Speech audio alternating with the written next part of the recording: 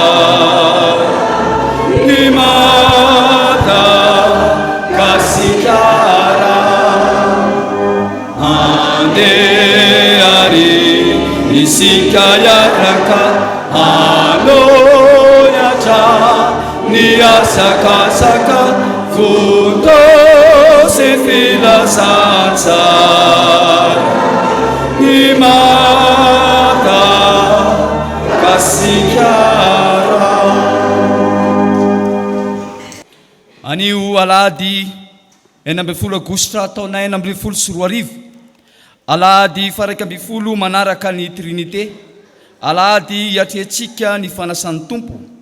Mbola mandinika hatranintsika ny lohahevitra manao hoe mahatoky amin'ny asany ny Tompo, mahatoky amin'ny asany ny mpino. Liturgia amin'ny endriny voalohany no arahantsika amin'izao fanompoam-pivavahana izao. Dia saotra sy iderin'Andriamanitra isika riavana, iarahantsika mamaky ny salamo voalahatra ho amin'ny fandaharana. Rehefa hita zany iarahantsika mamaky amin'ny anaran'i Jesoa.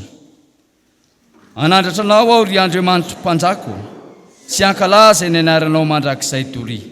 Ankalaza anao isan'andro aho, sy iderina aranao mandrakizay tory. Lehibe Jehova ka tokony hoteraina indrindra, ary tsy takatsy ny saina ny fahalehibiazana. Ny taranaka rehetra samy idera ny asanao amin'izay mandimby azy, sy anambara ny asanao lehibe. Amen.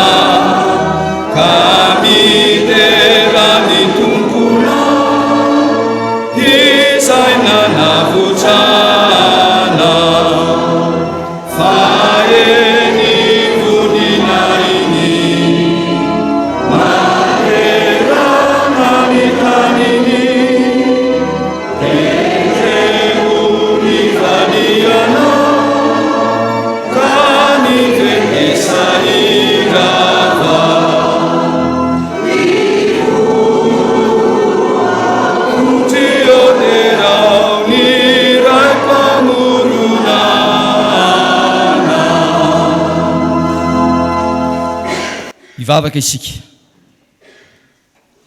midera sy mankalaza manome voninahitra anao izay ry Andriamanitra ray zanaka fanahy masilo fa Andriamanitra manan-kery ianao Andriamanitra tompony hery sy fahefana rehetra ny an-danitra sy ety an-tany ianao Andriamanitra be voninahitra ka mendrika hoderaina indrindra Andriamanitra misaotra anao izahay nohon ty tombonandro zay omenao anay nohon ny fahasoavanao nohon ny fitiavanao nohon ny famindramponao zay tsy lany ritra dia velinaina trapamonjeny izahay mbola nomenao fofinaina mahavelona izahay ka indro mipololotra avy anatin'ny fonay ny hira fiderana ny hira fankalazana fanomezana voninahitra ny anaranao Andriamanitra Andriamanitra velona ianao Andriamanitra miasa ianao ary tsapanay zany eo amin'ny fiainanay ka ny andraisanay ny fahasoavana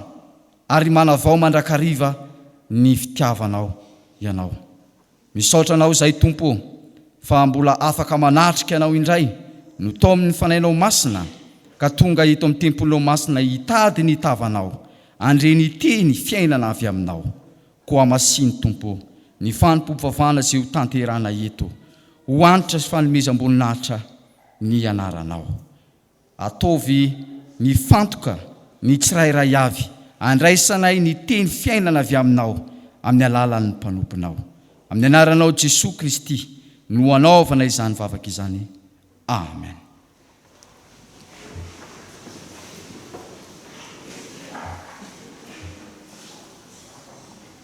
ry havana malala enoy amin'ny fanajana ny teny manambara ny sitrapon'Andriamanitra amintsika amin'ny anaran'i Jesosy aza tsy mitandrina ny fanomezam-pahasoavana zay ao anatinao izay nomenanao tamin'ny faminaniana sy fametrahantanan'ny olona mahazo toa hevitra zany zavatra izany dia mikeleza aina fatratra amin'izany mba hiseho amin'ny olona rehetra ny fandrosoanao amen sambatra ny mahitsy lalana izay mandeha araka lalan'i Jehova sambatra izay mitandrina ny teny vavolombelony ka mitady azy amin'ny fo rehetra amen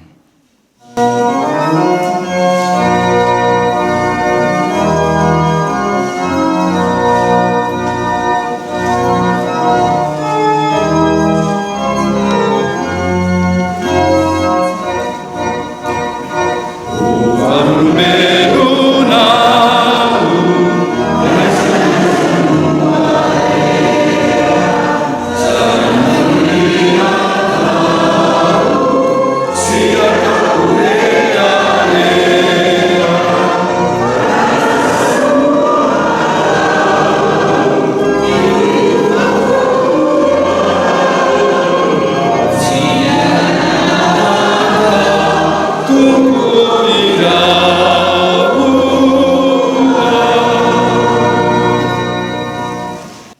ry havana tsy nahatateraka izany sitrapon'Andriamanitra izany isika ka aoka iaiky ny fahotantsika eo anatrehan'Andriamanitra ivavaka isika.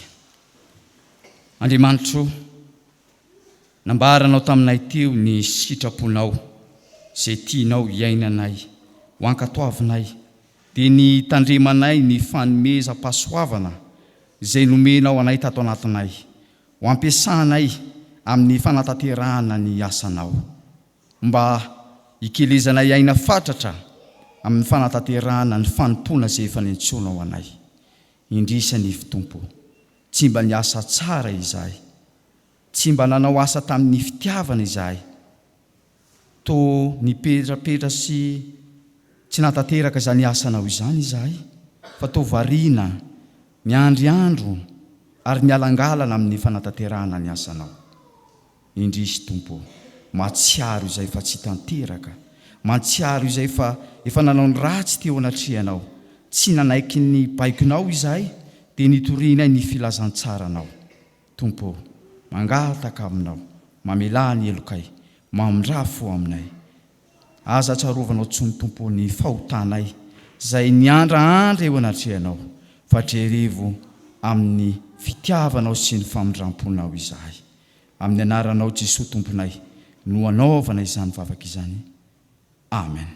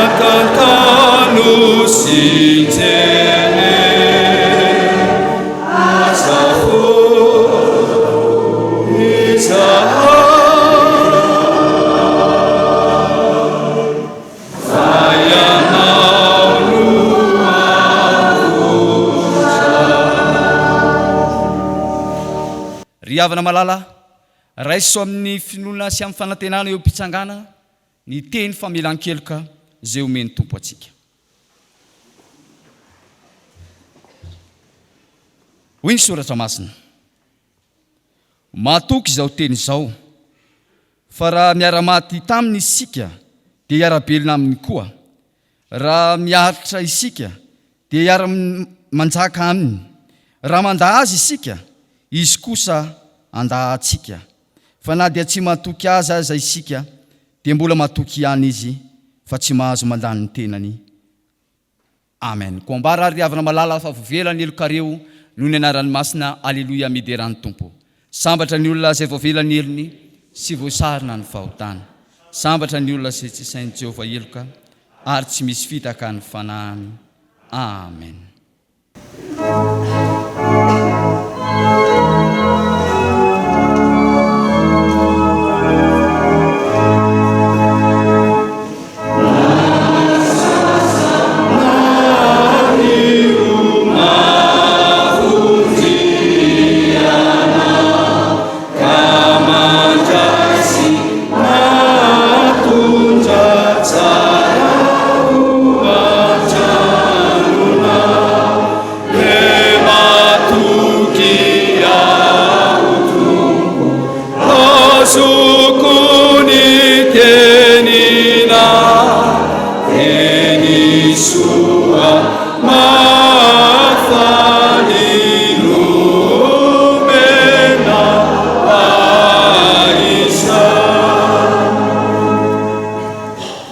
Iarahantsika miombona zao ry havana malala ny fanekempinoana izay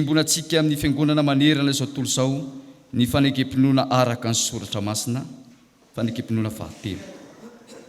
Manao hoe mino an'Andriamanitra sy toa aho izay mpanao lanitra sy ny tany.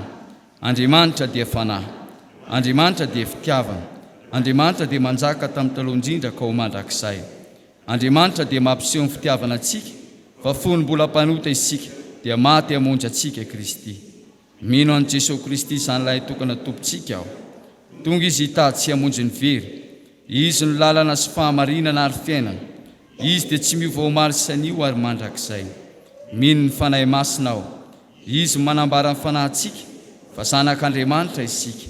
Fanahy iray ihany no nanaova-batisa antsika rehetra ho tena iray. Ny fandresena izay ento mandresy izao tontolo izao dia ny finoantsika. Tompo ampitombony finoanay.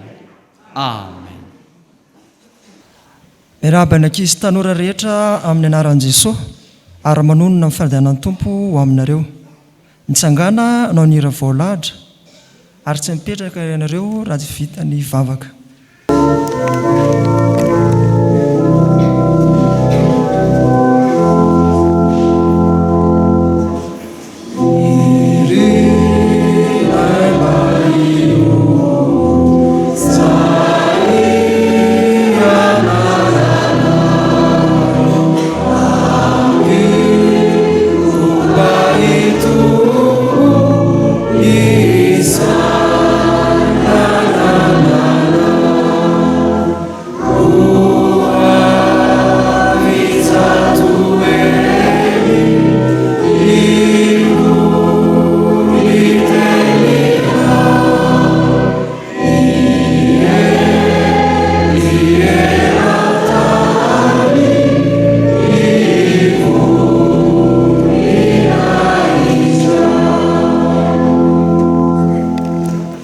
Ivavaka isika.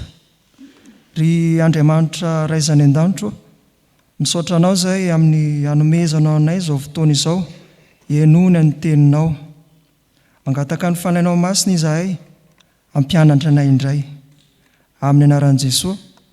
Amen. Ny tenin'Andriamanitra anaindraisana ny fampianarana anio dia ao amin'ny Efesianina. Efesianina 2:2, 10 tapany voalohany. Ndeha iaratsika mamaky amin'ny anaran'i Jesosy. Fa asany isika voaforona tao amin'ny Kristy Jesosy mba hanao asa tsara. Isika dia mbola mibanjana ny loha hevitra hoe mahatoky amin'ny asany ny mpino.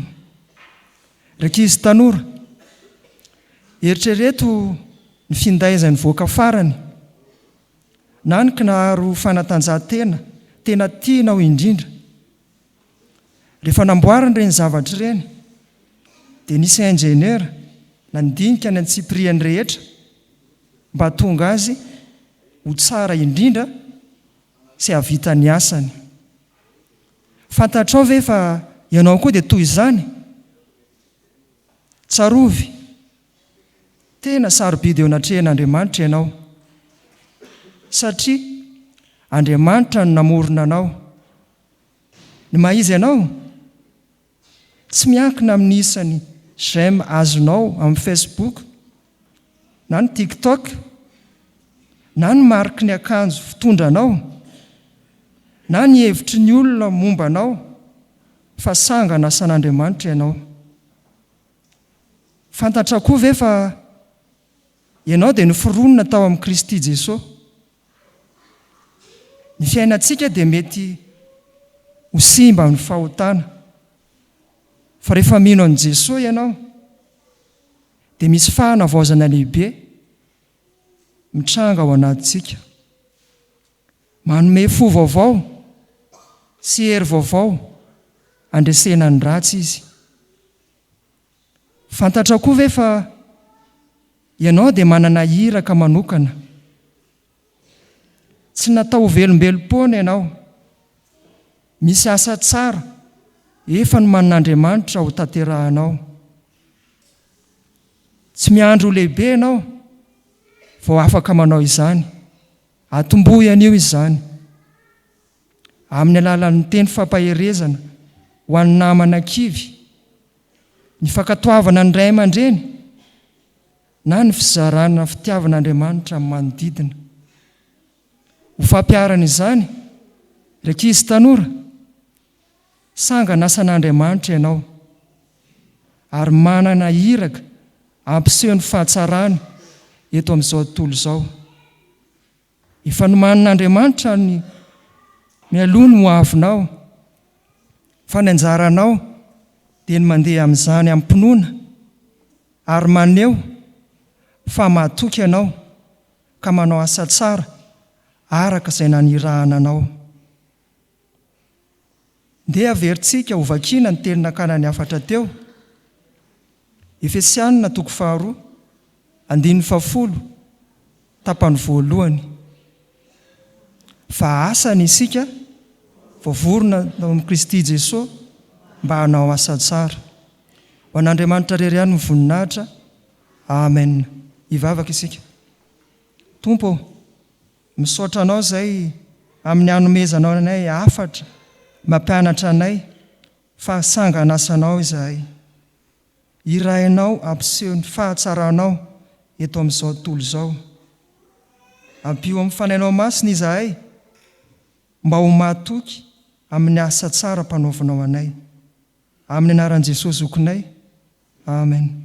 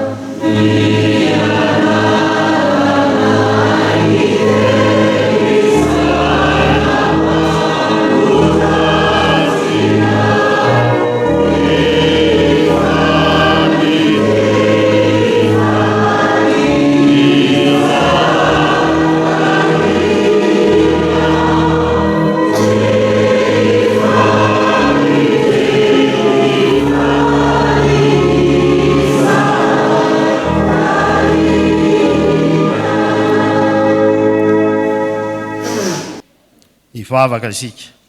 Andriamanitra rainay eo, misaotranao zahay fa araka amin'ny fombanao dia miteny ianao amin'ny fivoriana masina toy izao, ho mariky ny fanatrianao. Andriamanitra tianay koa ianao dia tsy mety mangina fa manakambara aminay isan'andro. Raha ho vakiana sy toriana ary ny teninao dia aoka hiasa fananao masina tanterana izany. Ary izany fanahanao izany koa no hiasa amin'ny vahoakanao. Mba hinonay ka ho takatray izay tianao ambara aminay indray anio. Dia ompiano mahatoky amin'ny asanao izahay, mizotra amin'ny fiadanana, makamy mandrakizay ianao. Amin'ny anaran'i Jesosy no anaovanay vavakay. Amen. Hiaraka mamaky sy hainy soratra masina isika ao amin'ny fanekena taloha. Boky Salamo. Salamo 100, ny andiny voalohany ka hatramin'ny 20 farany. Rehefa hita dia ho vakiana amin'ny anaran'ny Tompo. Famindrapo sy fitsarana no ankalazaiko, ianao Jehova no teraiko. Hitandrina ny lalana marina aho, raha oviana no tonga aty amiko ianao. Andeha amin'ny fahitsian'ny foko ao anatin'ny tranoko aho, tsy ampitoetra zava-dratsy eo anoloan'ny masoko aho, halako ny mivadika, tsy kambana amiko izany. Ny fo maditra hiala amiko, tsy akasitraka say ratsy aho. Izay manendrikendrika ny namany mangingina dia hofongorako, tsy toako izay miandranandrana sy miavinavina po. Ny masoko hijery izay mahatoky amin'ny tany mba hitoerany ato amiko. Izay mandeha amin'ny lalana marina no anompo aho, tsy mba hitoetra ao anatin'ny tranoko izay manao fitaka, tsy mba hijanona eo anoloan'ny masoko izay milaza lainga. Aringako isamaraina ny ratsy fanahy rehetra amin'ny tany mba ho fongorako ny mpanao ratsy rehetra, tsy ho ao an-tanànan'i Jehova.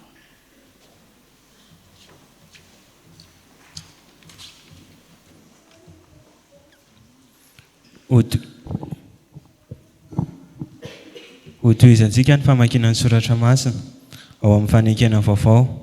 Filazantsara araka ny Matthieu 5:20 andininy 4:20 ka hatramin'ny 70. ary ho faranantsika ny famakiana ny soratra masina ao amin'ny epistily ho an'ny Efesiana. Efesiana toko 2 andiny 9 ka hatramin'ny toko 10. Rehefa hita dia ho vakiana amin'ny anaran'ny Tompo. Fa ny fanjakan-lanitra dia tahaka ny olona izay efa andeha ho any an-tany hafa ka miantso ny mpanompony dia nanolotra azy ny fananany. Koa ny anankiray nomeny talenta 5, ny anankiray 2 ary ny anankiray 1, samy araka izay fahaizany avy. Dia lasa nandeha izy ary niaraka tamin'izay dia lasa ilay nandray ny talenta 5 ka nataony varotra izany ary nahazo tombo ny talenta 5 koa izy. Ary toy izany koa ilay nandray ny talenta 2 dia nahazo 2 ho tombony. Fa ilay nandray ny 1 kosa dia lasa niadiny tany ka nandevona ny volan'ny tombony. Ary noho ny ela dia tonga ny tompon'ireo mpanompo ireo ka nampilaza azy ny amin'ny volany. Ary noho nanantona ilay nandray ny talenta 5 dia nitondra talenta 5 koa izy ka nanao hoe, tompoko, talenta 5 no natolotra ho aho, indro nahazo tombo ny talenta 5 koa aho. Hoy ny tompony taminy, tsara izany ry mpanompo tsara sady mahatoky. Nahatoky tamin'ny kely ianao dia ho tendreko ho mpanapaka ny be. Midira amin'ny fifalian'ny tomponao. Ary noho nanantona koa ilay nandray ny talenta 2 dia hoy izy, tompoko, talenta 2 no natolotra ho aho, indro nahazo tombo ny talenta 2 koa aho. Hoy ny tompony taminy, tsara izany ry mpanompo tsara sady mahatoky. Nahatoky tamin'ny kely ianao dia ho tendreko ho mpanapaka ny be. Midira amin'ny fifalian'ny tomponao. Fa noho nanantona kosa ilay nandray ny talenta 1 dia nilaza hoe, tompoko, fantatro fa olona mila voatsiary ianao, jinjany amin'izay tsy namafazanao ary manangona eny amin'izay tsy nanahafanao. Dia natahotra aho ka lasa nandevona ny talentanao tao anatin'ny tany, indry lasanao ny anao. Ary ny tompony namaly ka nanao taminy hoe, ry mpanompo ratsy sady malaina, efa fantatrao fa mijinjy eny amin'izay tsy namafazako aho ary manangona eny amin'izay tsy nanahafako. Koa tokony ho nampananana ny volako tamin'ny mpanana vola ianao, ka raha tonga aho dia ho nandray ny ahy mba hanjanany. Koa alao aminy ny talenta dia omeo ilay manana ny talenta 10, fa izay rehetra manana dia omena ka hanambe izy, fa izay tsy manana kosa na dia izay ananany aza dia alaina aminy. Ary ario any amin'ny maizina ny ivelany ny mpanompo tsy mahasoa, any no hisy ny fitomaniana sy ny fikotroan'ivy. Fa fahasoavana no namonjena anareo amin'ny finoana, ary tsy avy aminareo izany fa fanomezana avy amin'Andriamanitra. Tsy avy amin'ny asa fandrao hisy irehare, fa asany isika voaforona tao amin'ny Kristy Jesosy mba hanao asa tsara, izay namboarin'Andriamanitra rahateo mba handehanantsika eo aminy. Amen. Ray masina ho any masinana ny fahamarinana, ny teninao ny fahamarinana. Amen.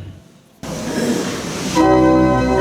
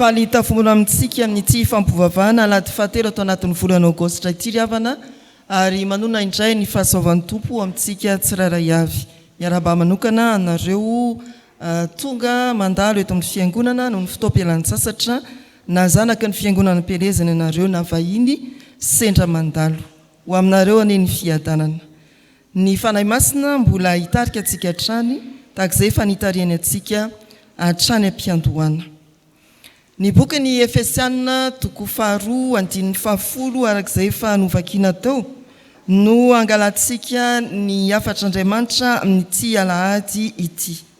Efesiana toko 2:10. Izany andin-tsoratra masina zany ry havana dia tsy afaka misaraka amin'ny toko 2:1 hatramin'ny 9.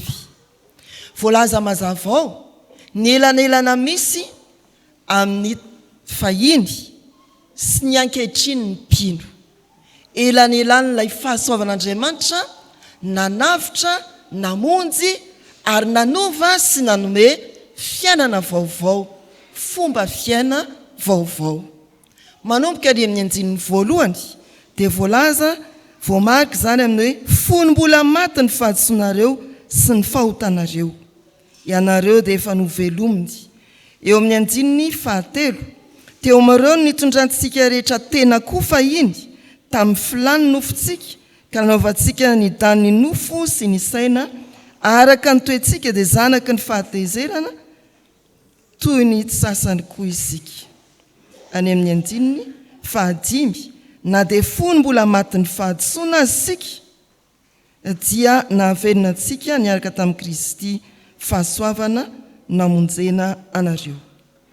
Misaraka mazava ny fiainan'ny olona taloha tao anatin'ny fahotana mbola tsy nandalo teo amin'ny Kristy sy ny famonjeny sy ny fiainan'ny mpino efa niasan'ny fahasoavan'Andriamanitra sy nandray ny hery ny asan'ny Kristy.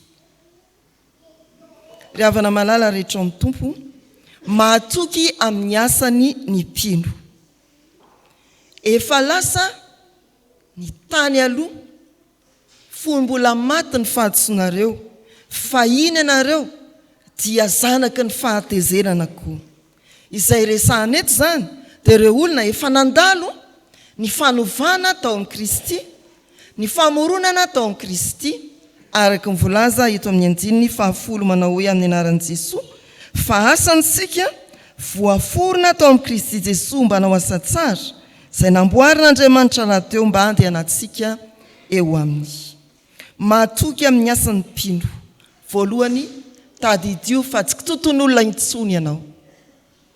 Isika moa no ambaran'ny soratra masina eto manondro indrindra ny kristianina ny fiangonana tao Efesosy fa mba hampitsatoka kokoa ny tiana ambara miainga avy amin'izao andin-tsoratra masina izao dia atodika amin'ny tsirairay ny filazana hoe tsy toton'olona intsony ianao, tsy toton'olona intsony isika satria nahoana moa hoy ny soratra masina asantsika voaforona tao amin'ny Kristy Jesosy.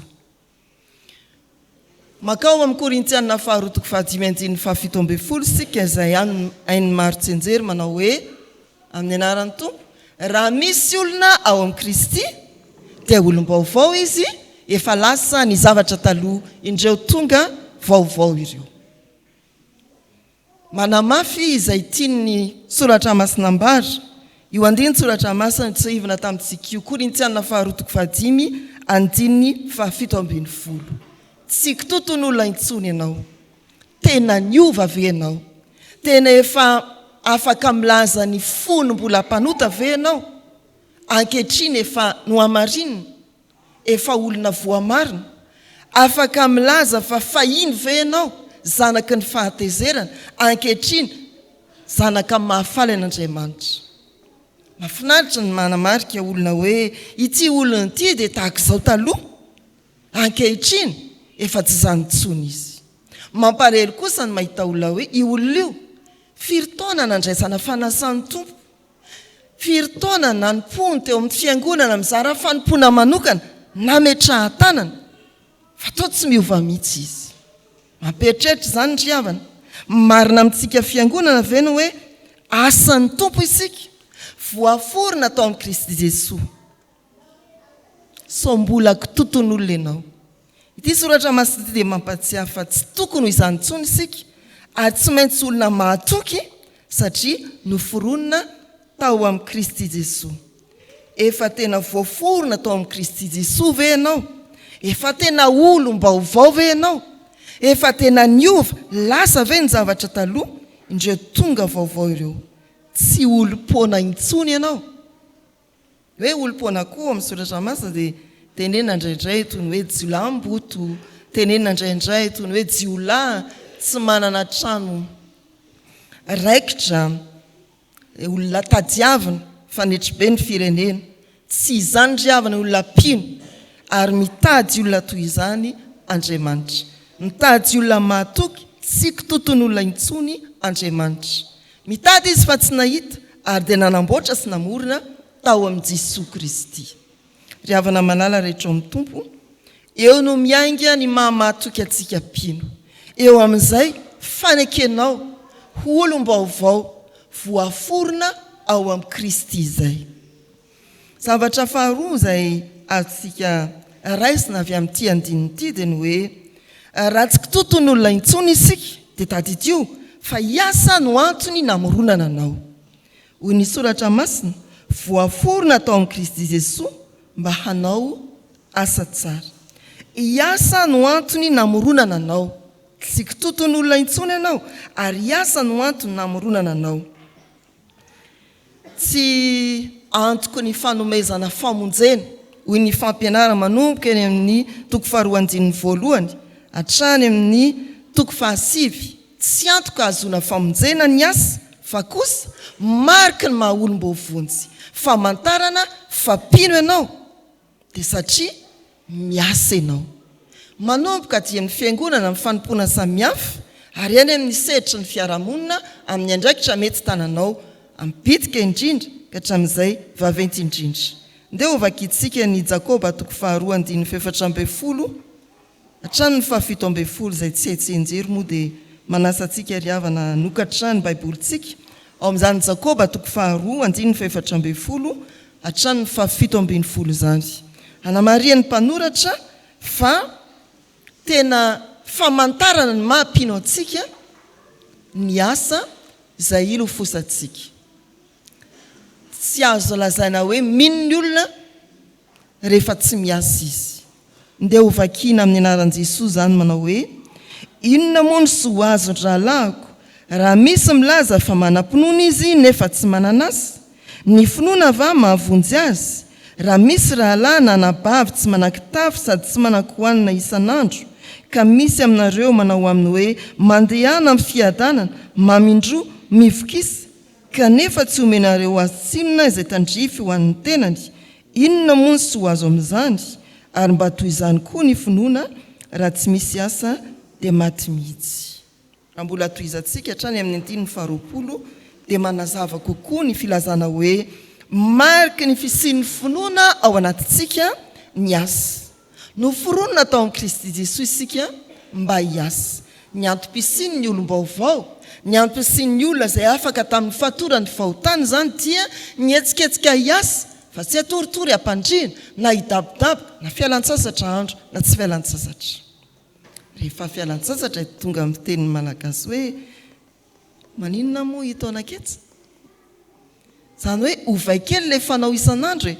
raha mpitory-teny ianao lahady dia tsy anao hoe aza mitory-teny intsony zany rehefa vakansa fa mba ovay indray mba fampirimana trano mba ovay indray mba zavatra hafa raha toa ianao ka inona ny tianareo tany saiko mpanao volo ve mpanao mofomamy ve mpiasa birao ve ka vakansa ianao mbola misy asa azo atao akoatra ny ho mahazatra anao io zay mantsy ny fialan-tsasatra ry havana miala kely ny mahazatra fa tsy hoe mipetrapetraka dia matory so dia lasa sakafo hoanina nefa ny asa tsy atao dia maninona zany tonga ny fidirana amin'ny fialan-tsasatra marary indray miasa satria mino isika ny antom-pisiko sy ny antom-pisinao amin'ny maha olom-baovao amin'izay efa nanamboaran'Andriamanitra antsika tao amin'ny Kristy dia ny hiasa tadiavo ny asa tao mety hiterana hoe ka tena tsisy asanery mpitandriny ampirim-pandriana ve tsy asa misy olona tsy anasa fa ny fandrinany aza tsy voapirina anasa vilia ve tsy asa isy tanora miteny hoe vo tsisy connexion tsisy atao nefa irahana metsena tsy mahina mividy akondro ary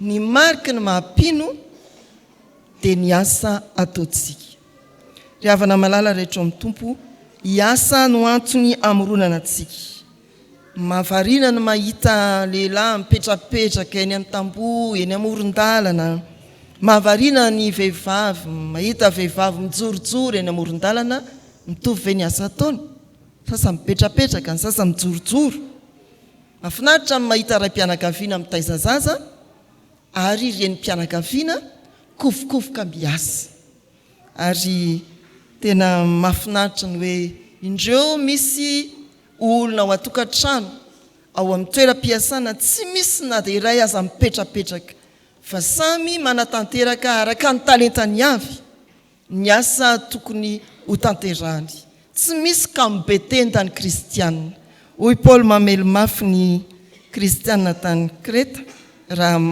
manoratra ho an'ny Titosy izy kambetenda ny kretanina ka isika kristianina ry havana tsy kambetenda jereo zay asa azonao atao amin'izao fialan-tsasatra izao porofoy fa olona mino anao ary hiasa no antony namoronan'Andriamanitra anao zany dia tondro tena foto-kevitra voitsika izay manaraka ny fampianarana réformé ny kristianina réformé dia tena olon'ny asa mihetsika fa tsy manao tahaka n'ilay nomena talenta tokana ka hanome tsiny indray ilay efa nanome ny talenta hiasa no antony namoronana anao ny fahatelo tsy kitoton'olona intsony ianao ary tsy anao asa kitoto mihitsy tsy anao asa kitoto mihitsy ianao ao amin'ny Timoty 2:7-10 izay ihany ny maro tsenjeriko milaza momba ny Timoty voataiza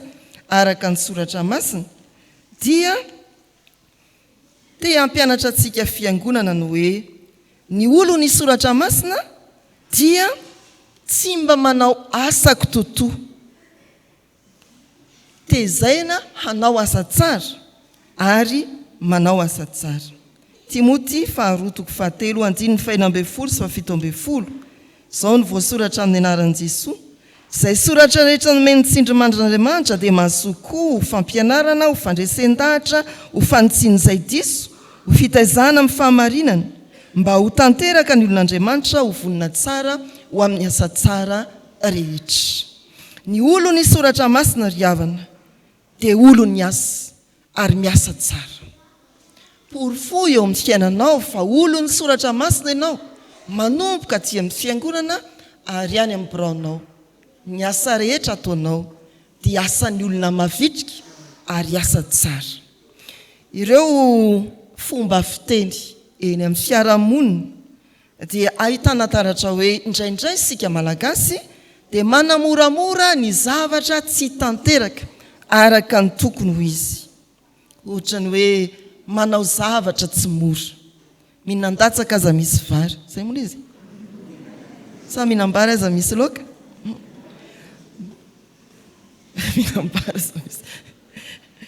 mihinam-bary aza misy latsaka fa namoramorana zavatra tsy tanteraka araka ny tokony ho izy ny indrokely ny mpandrafitra mety irangaha avelao amin'izao e rehefa mitambatambatra ny fanamoramorana dia tonga sarotra ny raharaha ary tsy araka ny tokony ho izy tsy tanteraka arak'izay ilana azy ny asa natao tsy anao asa kitoto mihitsy ianao satria olo ny soratra masina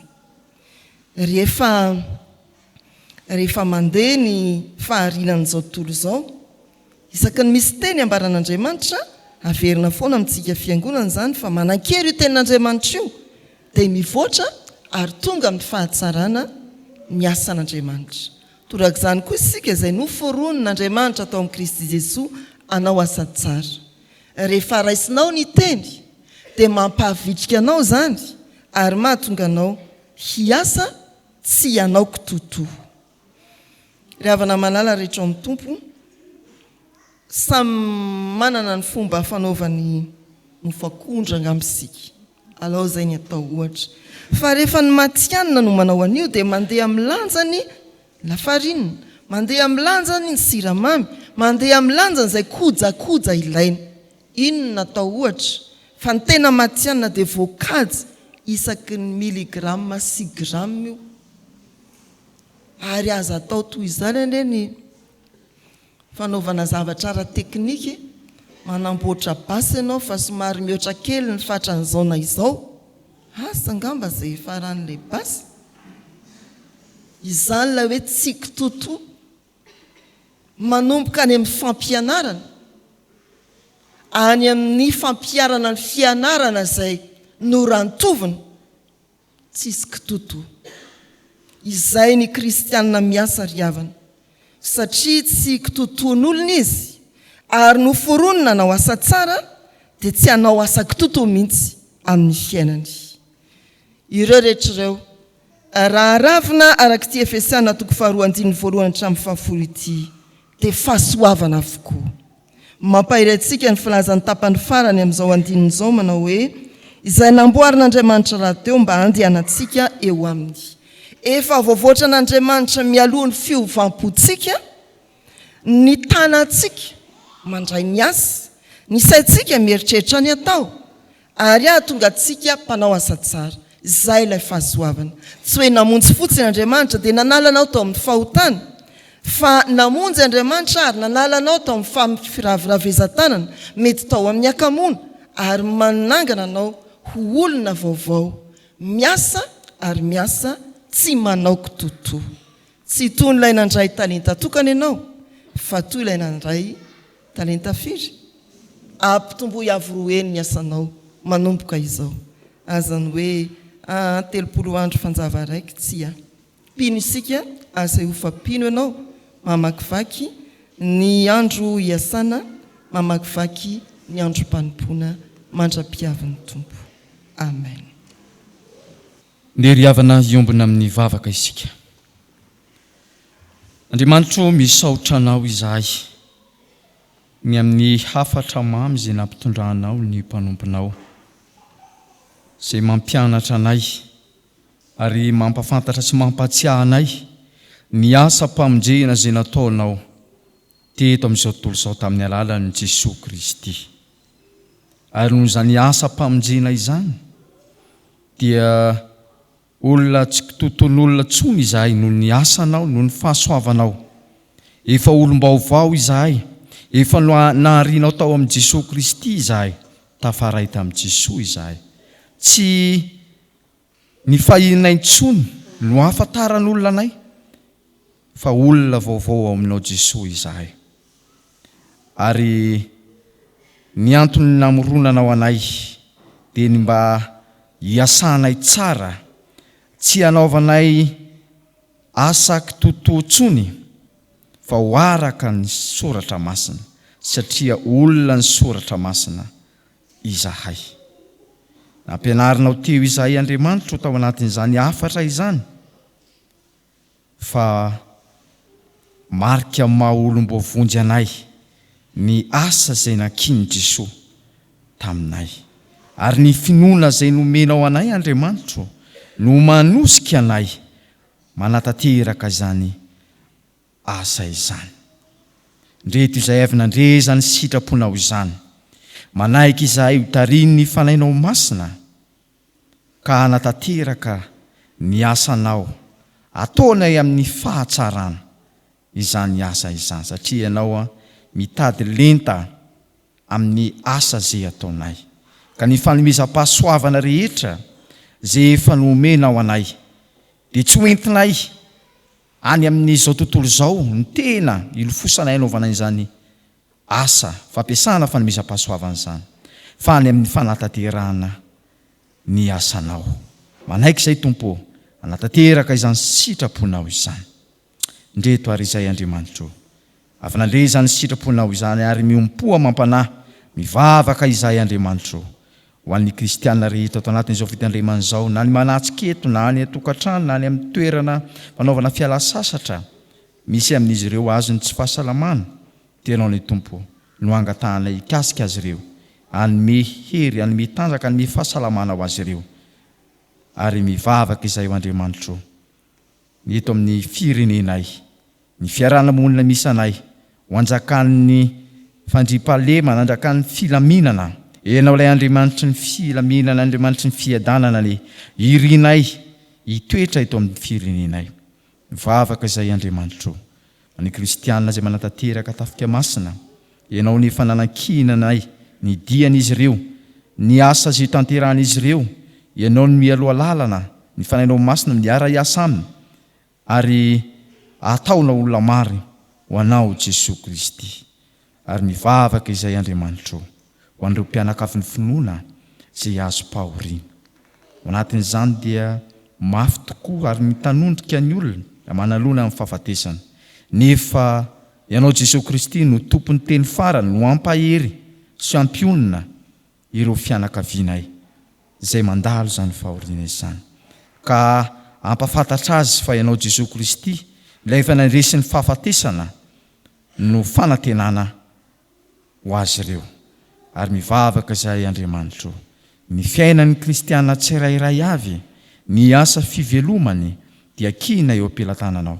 Enao ny tay azy na mivoaka na miditra ny tokantrano izay misy azy tsirairay avy. Ny tokantrano kristianina dia apetraka amin'ny fiainam-pelantananao, anjakan'ny fiadananao, ho anjakan'ny fahasoavanao. Andriamanitro, maro ny tiany angatahana, fa ny tsirairay avy dia samy manana ny faniriany tiany hoentina eo anatrehanao.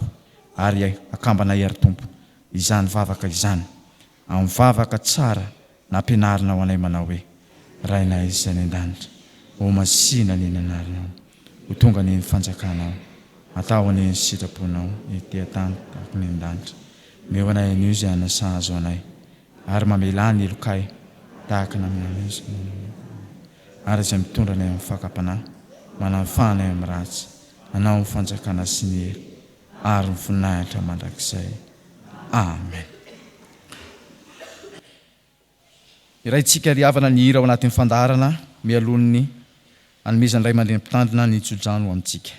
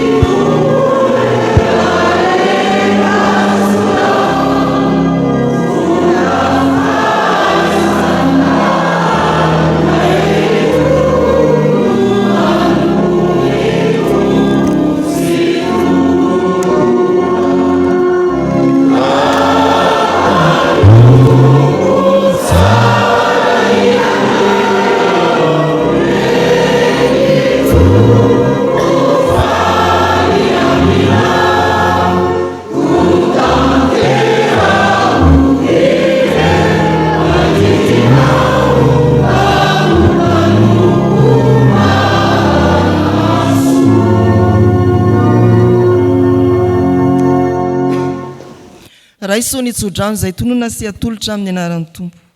Andriamanitry ny faharetana sy ny finonana ny hampirahevitra anareo araka ny Kristy Jesosy dia ho saina iray sy vava iray no iranareo mankalaza an'Andriamanitra rain'i Jesosy Kristy tompontsika.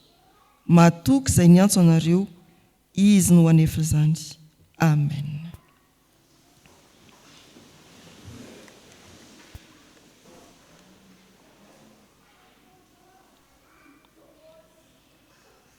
Ho an'Andriamanitra irery anene ny voninahitra, amin'ny anaran'ny Ray sy ny Zanaka ary ny fanahy masina.